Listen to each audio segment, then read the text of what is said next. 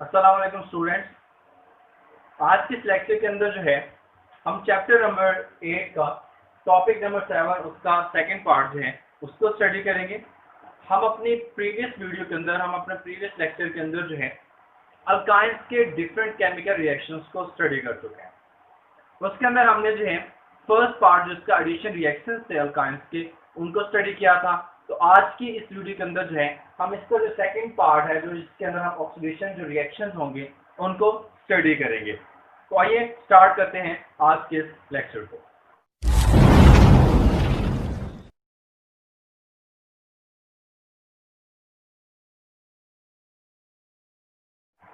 तो oxidation reactions की जो है दो टाइप्स हैं। इसकी जो फर्स्ट टाइप है वो सिंपल है कि जब हम ऑक्सीडेशन करते हैं अल्काइंस की, हम यहाँ पे इथाइल मॉलिक्यूल ले रहे हैं और उसकी ऑक्सीडेशन करवा रहे हैं अल्कलाइन के MnO4 के साथ। पोटेशियम पर मैग्नेट के साथ है, हम इसकी ऑक्सीडेशन करवा रहे हैं। जब हम इसकी ऑक्सीडेशन करवाते हैं तो ये हमें ग्लाइऑक्सिल देता है।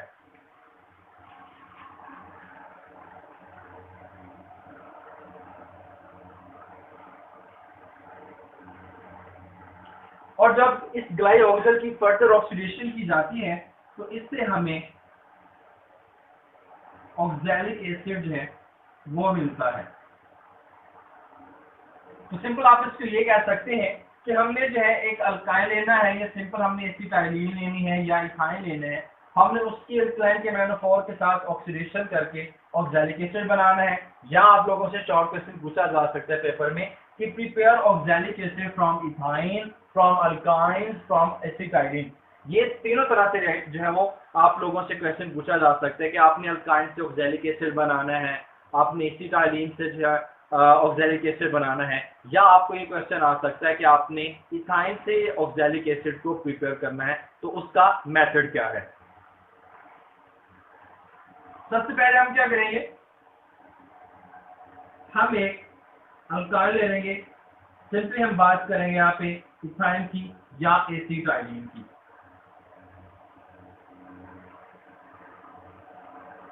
इसके अंदर जो है हम वाटर को ऐड करेंगे और फिर उसके बाद है हम इसकी ऑक्सीडेशन करेंगे in the presence of alkaline के MnO4। जब हम इसकी ऑक्सीडेशन करेंगे तो इसकी ऑक्सीडेशन से जो है हमें एक टेट्रा हाइड्रोक्सी इथेन का मॉलिक्यूल मिलेगा।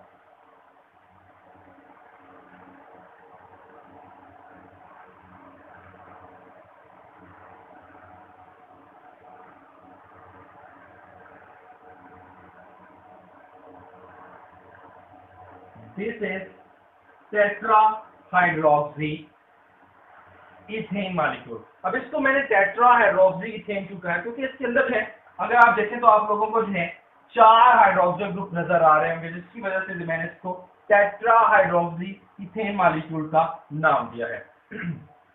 जब हम इसकी फर्दर ऑक्सीडेशन करेंगे तो इसकी फर्दर ऑक्सीडेशन से जो है हमें ग्लाइऑक्सिल मिलेगा।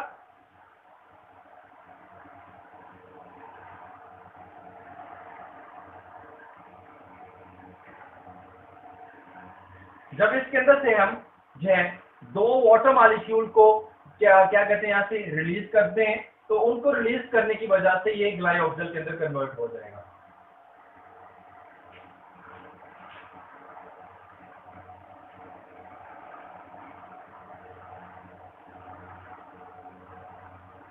This is ग्लाइऑक्सिल।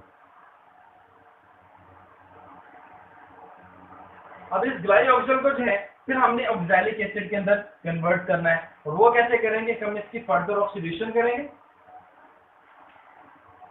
और ऑक्सीडेशन जो है हम दोबारा के MnO4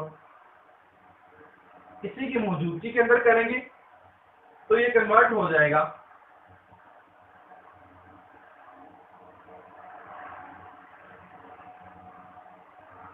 ऑक्सैलिक एसिड के अंदर।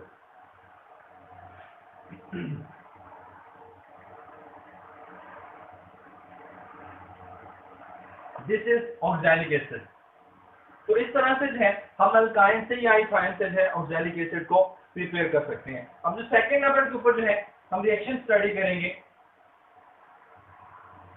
ऑक्सीडेशन रिएक्शंस के अंदर, वो है कंबस्टन। ये आप लोग जो है बखूबी जानते होंगे और बहुत बार हम इन रिएक्शंस को पढ़ चुके हैं कि कंबस्टन क्या होती है, कंबस्टन के अंदर कौन कौन से जो प्रोडक्ट्स हैं वो बनते हैं। अगर हम किसी भी हाइड्रोकार्बन को, चाहे वो अल्केन हो, अल्कीन हो, अल्काइन हो या कोई भी दूसरा जो है ऑर्गेनिक कंपाउंड होगा, इवन आप अगर बेंजीन को भी बर्न करते हैं एयर की मौजूदगी के अंदर या ऑक्सीजन की मौजूदगी के अंदर, तो वो भी हमें कार्बन डाइऑक्साइड वाटर मॉलिक्यूल बना के देता है और उसके साथ साथ जो वो हीट को भी इवॉल्व करता है। और इसी वजह से जो है कंबस्टर रिएक्शन को जो है हम एक्सोथर्मिक रिएक्शन का नाम देते हैं। एक्सोथर्मिक रिएक्शन इसको इस वजह से कहा जाता है कि जब भी हम किसी भी अपने ऑर्गेनिक कंपाउंड को हीट करते हैं या बर्न करते हैं एयर की मौजूदगी के अंदर, तो उससे हीट इवॉल्व जो है, हीट इवॉल्व होती है, वाटर बनता है और कार्बन डाइऑक्साइड बनती है। तो हीट इवॉल्व होने की वजह से कंबस्टन जो रिएक्शन है इसको एक्सोथर्मिक रिएक्शन कहा जाता है, क्योंकि ये हीट को इवॉल्व करता है। इसके अलावा जो है ये हीट प्रोड्यूस करता है, जिसकी वजह से इसको एक्सोथर्मिक रिएक्शन का नाम देते हैं। और इसके अलावा जो है ये कार्बन डाइऑक्साइड उसको रिलीज करता है, प्लस वाटर को ये रिलीज करता है। तो हमारे पास कोई भी अल्काइन है, जैसे हम यहाँ पे एसिटाइलिन ही ले रहे हैं, एसिटाइलिन के हमने 2 मॉलिक्यूल लिए और इसको जो है हम 5 मॉलिक्यूल ऑफ ऑक्सीजन की मौजूदगी के अंदर बर्न करते हैं। जब हम इसको बर्न करते हैं तो 4 मॉलिक्यूल जो है कार्बन डाइऑक्साइड के वो बनते हैं और उसके साथ साथ 2 मॉलिक्यूल वाटर के बनते हैं और प्लस जो है हीट यहाँ पे इवॉल्व होती है। और इस हीट इवॉल्व होने की वजह से हम इसको जो है नाम देते हैं कि ये एक एक्सोथर्मिक रिएक्शन है।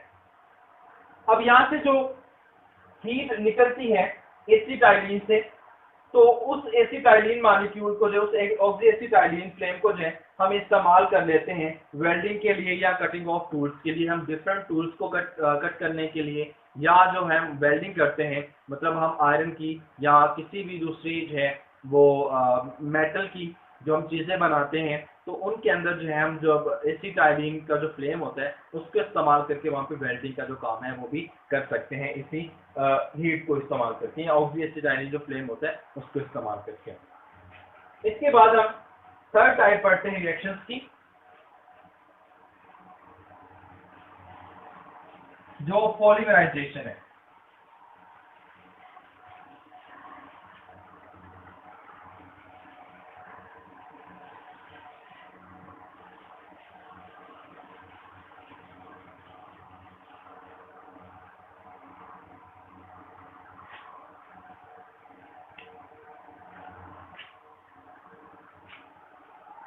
सी राइट है, जिसके अंदर हम पॉलीमराइजेशन की बात करते हैं।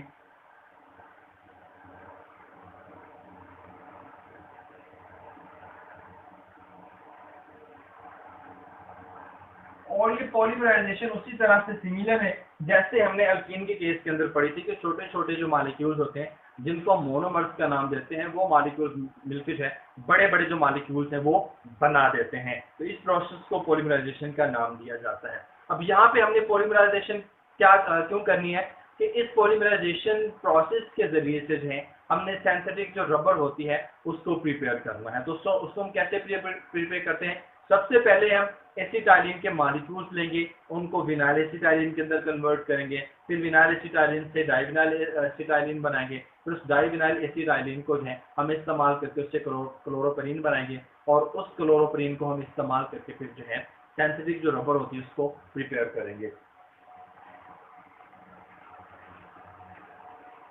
अच्छा, इस कन्वर्जन है और एसिटाइलिन की to डाइविनाइल acetylene.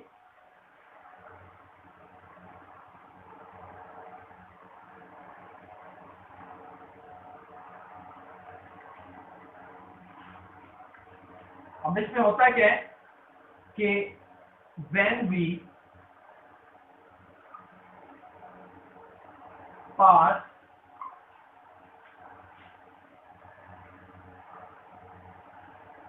Acetylene molecule, acetylene through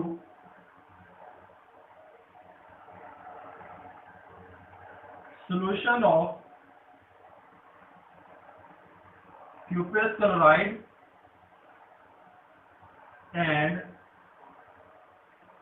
ammonium chloride.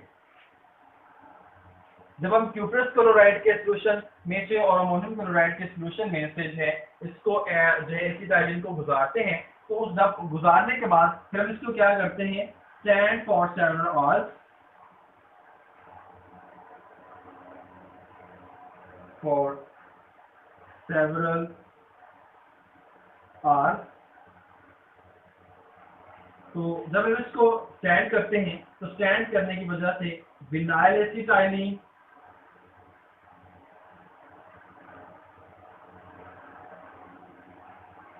And डाइविनाइल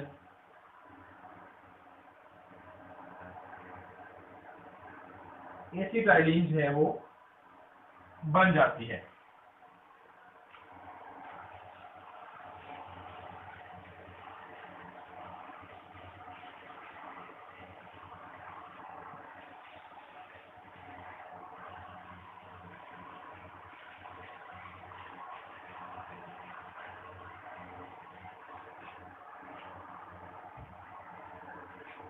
हमने दो मॉलिक्यूल लिए,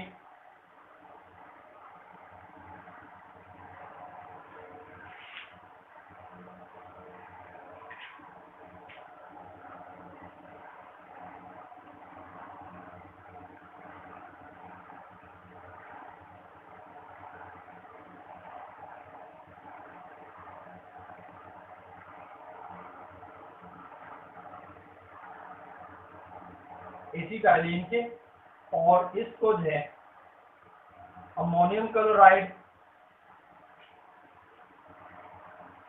और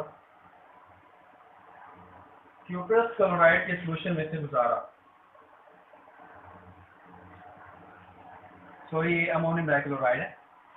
अमोनियम क्लोराइड और क्यूप्रस क्लोराइड के जब सोल्यूशन में से गुजारते हैं तो ये कन्वर्ट हो जाते हैं विनाइल एसिटाइलिन के अंदर। एसिटाइलिन है ये विनाइल एसिटाइलिन के अंदर जो है वो कन्वर्ट हो जाता है। अब होता क्या है कि जब दो हम एसिटाइलिन के मॉलिक्यूल को ऐड करते हैं तो क्या होता है कि यहाँ से जो एक बॉन्ड होता है वो टूट जाता है और वो जो बॉन्ड है वो यहाँ पे शिफ्ट हो जाता है, और यहाँ से जो हाइड्रोजन होता है वो इस जो है वो CH के पास आ जाता है, जिसकी वजह से CH2 यहाँ पे डबल बॉन्ड बन जाते हैं, फिर CH आ जाता है, तो उसके बाद इन दोनों के में सिंगल बॉन्ड क्रिएट होता है और C ट्रिपल बॉन्ड CH, इसको बोलते हैं विनाइल एसिटाइलिन। अब इसी विनाइल एसिटाइलिन को जो है हम फिर एक और एसिटाइलिन मॉलिक्यूल के साथ रिएक्ट करते हैं और डाइविनाइल एसिटाइलिन जो मॉलिक्यूल है उसको जनरेट कर देते हैं।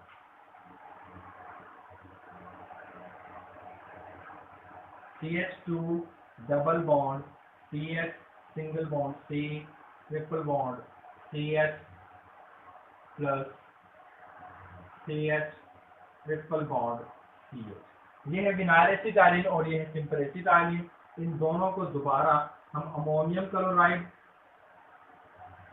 और क्यूप्रस क्लोराइड का जो सोल्यूशन होगा उसमें से गुजारते हैं, तो जिसकी वजह से जो है ये CH2 double bond CH single bond C triple bond C single bond CH और डबल बॉन्ड CH2, ये इसके अंदर जो है इसको बोलते हैं डाइविनाइल एसिटाइलिन।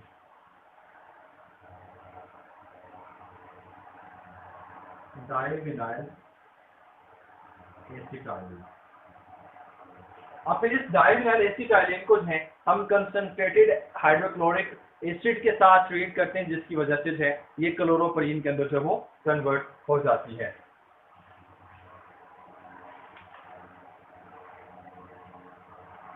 हम विनाइल एसिटाइलिन लेंगे,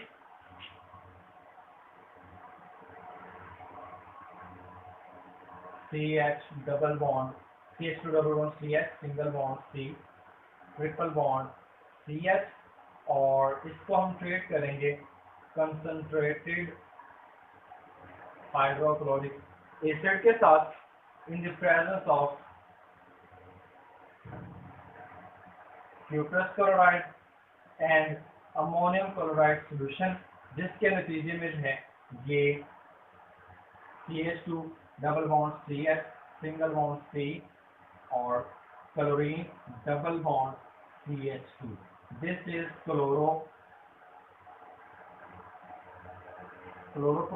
क्लोरोप्रीन। और फिर इस क्लोरोप्रीन की जो है हम पॉलीमराइजेशन करते हैं।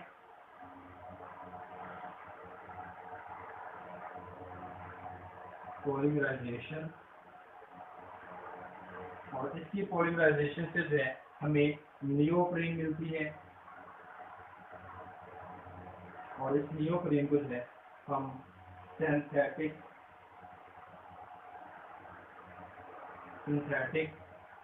रबर कहते हैं। तो ये है पॉलीमराइजेशन, जिसके जरिए से जो है हमने एसिटाइलिन से स्टार्ट किया, फिर हमने विनाइल एसिटाइलिन बनाया, फिर उस विनाइल एसिटाइलिन को जो है हमने दोबारा एक और एसिटाइलिन मॉलिक्यूल के साथ ट्रीट करके जो है डाइविनाइल एसिटाइलिन के अंदर कन्वर्ट किया, और फिर हम जो है इस विनाइल एसिटाइलिन को इस्तेमाल करके इसको कंसंट्रेटेड HCl सॉल्यूशन के साथ रिएक्ट करवाते हैं in the presence of cuprous chloride and ammonium chloride solution, जिससे जो है क्लोरोप्रीन के अंदर कन्वर्ट होता है। फिर उस क्लोरोप्रीन के अंदर जो है हम पॉलीमराइजेशन करते हैं, उसके बहुत सारे मॉलिक्यूल्स को मिलाते हैं, उनसे फिर नियोप्रीन बनती है, और नियोप्रीन को जो है हम सिंथेटिक रबर का नाम देते हैं। इसके बाद है कन्वर्जन है acetylene to benzene, conversion of acetylene to benzene, ये भी एक पॉलीमराइजेशन का ही एक रिएक्शन है। अब इसके अंदर होगा क्या कि हम जो है एक कॉपर की ट्यूब लेते हैं, उस ट्यूब के अंदर से जो है हम एसिटाइलिन के जो 3 मॉलिक्यूल्स होते हैं उनको गुजारते हैं, जिनसे जो है ये बेंजीन के अंदर कन्वर्ट हो जाती है।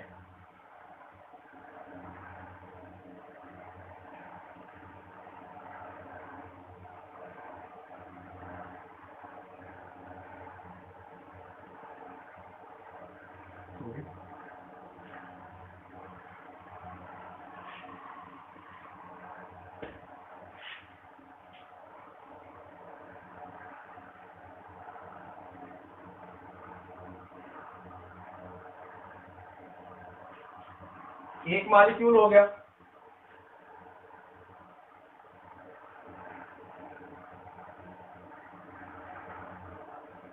दो मॉलिक्यूल, इसके बाद है हम यहाँ पे थर्ड मॉलिक्यूल ले लेते हैं,